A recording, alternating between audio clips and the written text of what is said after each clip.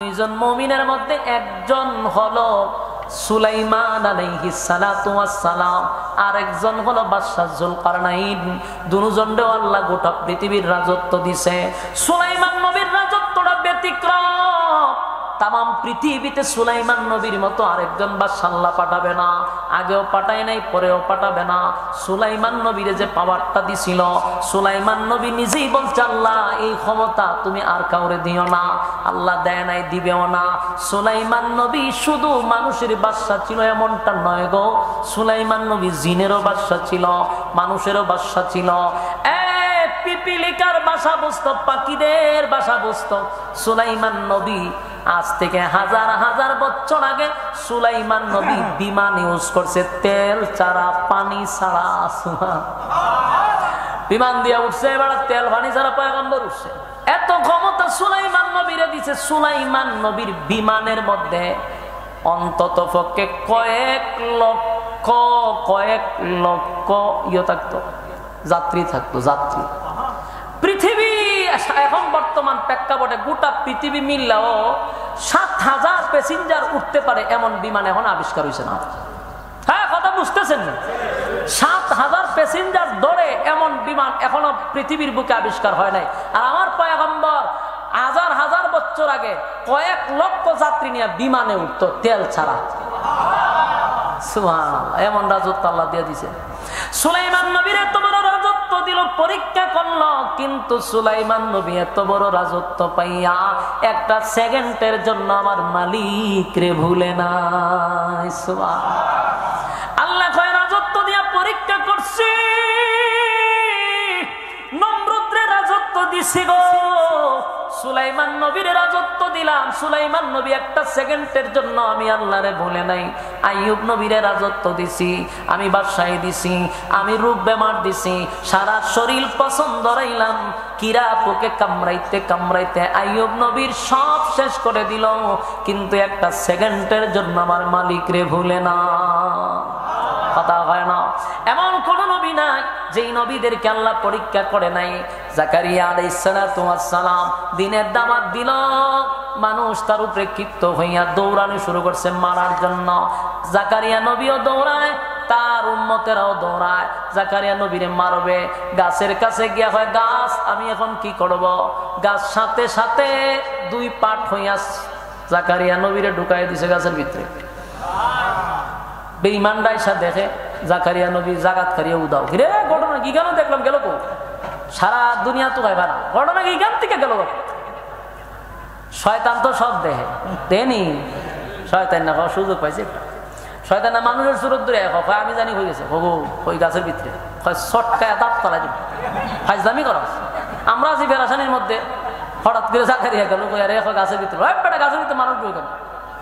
কখন হে শয়তানে এইটা কয় না যে আল্লাহর কুদরতে, এ কয় ওনার তো জাদু জানা আছে, জাদু দিয়া ঢুকছে।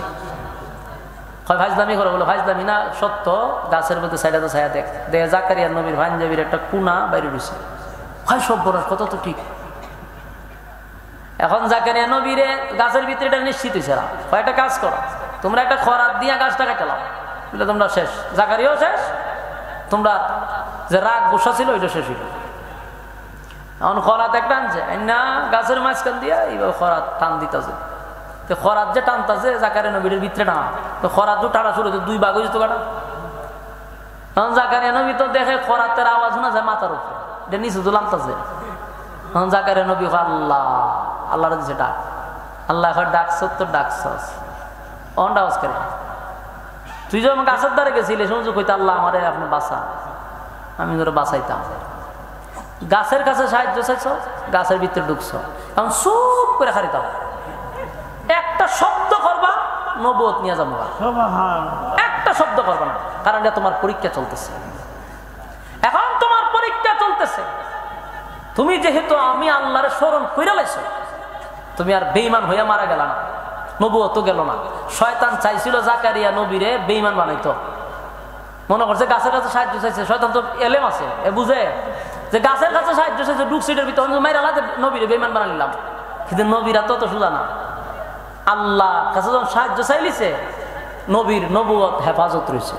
আল্লাহ হয় তবে তোমার পরীক্ষা, চুপ করে খারিতে হবে, খরাত দিয়া তোমার 2 ভাগ করা হবে। সুবহানাল্লাহ। আমরা লিখিতা করলাম, আমরা লিখিতা করলাম। জাকারিয়া আলাইহিস সালাম গাছের ভিতরে মাথার উপরে আওয়াজ করে করাত আস্তে আস্তে মাথার দিকে আসতেছে, কিন্তু আল্লাহ কয় সাবধান, একটা চোখ করবা সমস্যা হয়ে যাবে। জাকারিয়া নবী একটা সাউন্ড নাই, করাত মাথার উপর আইসা চলতেছে, মাথা ফাইরা শরীর ফাইরা 2 ভাগ হয়ে গেছে। এরপরও জাকারিয়া নবীর আল্লাহ পরীক্ষা করছে, 2 শব্দ পড়ে না। আর যুবক ভাইরারে ক্ষণস্থায়ী দুনিয়াত পাঠাইছে চিরস্থায়ী জান্নাত দেওয়ার জন্য, তবে রেজাল্ট ভালো না করলে জান্নাত দিবে না।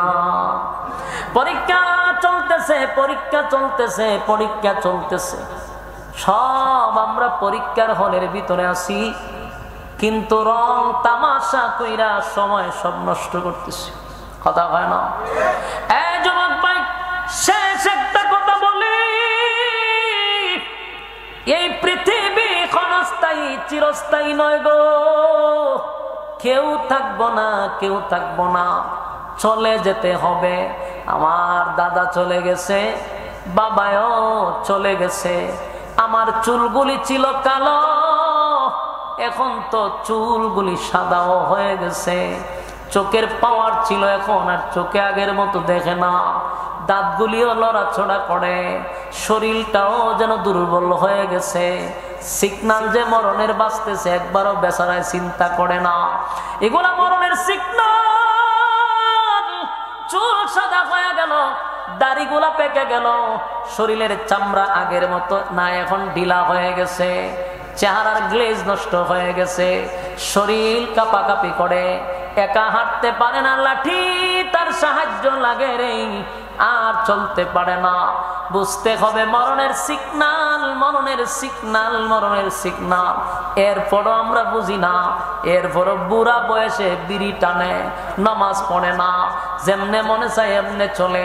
একবারও বুড়ায় চিন্তা করে না আমার চুলগুলি কালো ছিল, সাদা তো হয়ে গেল, দাড়িগুলাও সাদা হয়ে গেল, এখনো কি আমি নাফরমানি চাপতে পারলাম না? এখনো কি মরণের কথা চিন্তা হয় না? যুবক ভাইয়েরা, পৃথিবী স্বার্থপর, স্বার্থপর।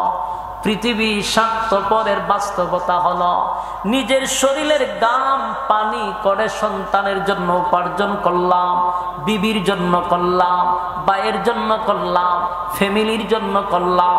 একটু বাস্তবতা দেখেন, দুনিয়ায় আপনি যারে যত করবেন, যতদিন করবেন ততদিন ভালো। করা শেষ, আপনার কাছে তার কোনো মূল্য নেই। এটা জীবনের বাস্তবতা দেখতেছি। যতদিন মানুষকে করা যায় ততদিন আপনার সুনাম আর সম্মান, সে আপনার সম্মান করে। যেদিন দিবেন না, এর পরের দিন দেখবেন আগের থেকে সে সবচেয়ে বেশি ভয়ঙ্কর। কারণ যারে দিছেন বেশি, সে আপনার শত্রু তত বেশি হয়। নিজের মানুষকে দিয়া কোনোদিন খুশি করা যায় না। অন্য একটা মানুষকে যদি 10টা টাকা দেন, 10 টাকা ভাইয়া খুব খুশি। 100 টাকা পাইলে লাফাইতে তাকে খুশির ছুটে, কারণ এত আপনার কাছে পাওনার পাওয়ার কথা না, পাইছে বড় খুশি। নিজের ভাই, নিজের পরিবারে যদি 1000 টাকাও দেন, এ খুশি না, আরো দেন। কিডনি বেচা দিলেও হয়, আর একটা কিডনি তো সেটা দেন না কেন? কথা বাস্তব কইছি না? বাস্তব। আমার কথা কতটুকু বাস্তব? প্রবাসে যারা আছে এদেরকে জিগায়েন, যারা প্রবাসে থাকে এদেরকে জিগায়েন।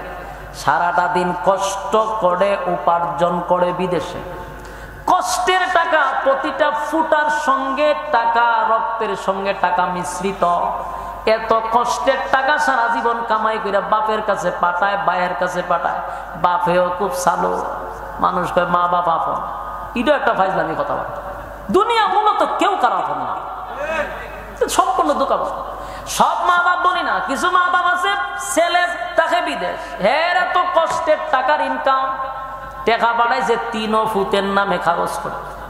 কেরে এটা কি কোনো জায়েজ আছে? এগুলা বেড়ার কষ্টের টাকা, তার বাচ্চা কাচ্চা আছে, কিন্তু বাপে বলেছি কইরা যদি তাই 4 সন্তান, ওই 4টার নামে কাগজ করা শুরু করে, জায়গা কিনে আর 4টার নামে করে।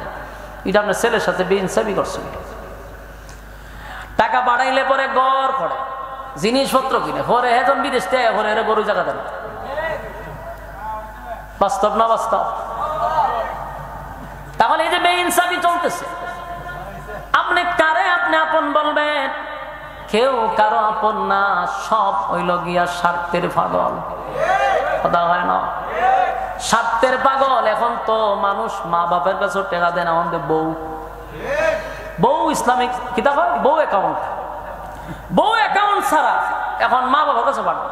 এর বউর উপরে খুব তার বিশ্বাস, পুরো খুব বিশ্বাস করে আমার টাকা বাড়াইব। বউ কয় আমি টাকা বাড়াইয়া দিব, এমন বাড়ানি বাড়ায় সব টাকা টোকালে আজকা শেষ, পুরীতে উড়াতে গেছে। আয়াতে হের আমও নাই, চলাও নাই। বাস্তব হোমা প্রতি কিছুদিন পরে পরে নিউজ পাইতো, আয়া খান দে আমার 12 লাখ টাকা লয়ে গেছে। আমি ওদের জুতাটা দিল না কেন, তুই দেশ কে রে 12 লাখ টাকা, তুই বউরা তো সর্দারি দেশ কে রে, এত বোকা কে রে?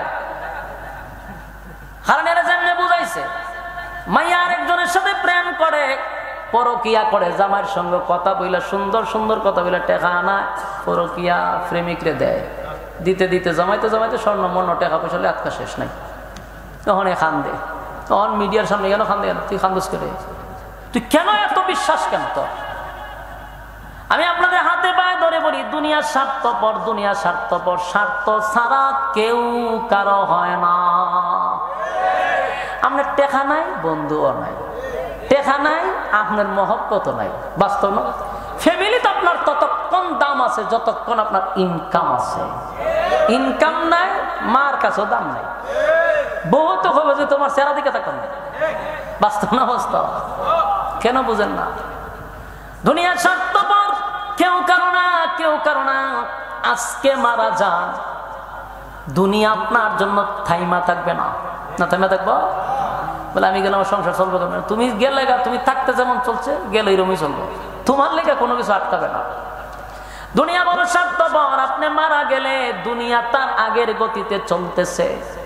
তোমার ছেলে মেয়েরা তোমার কোন জায়গা নিব এটা নিয়ে মারামারি চলতেছে।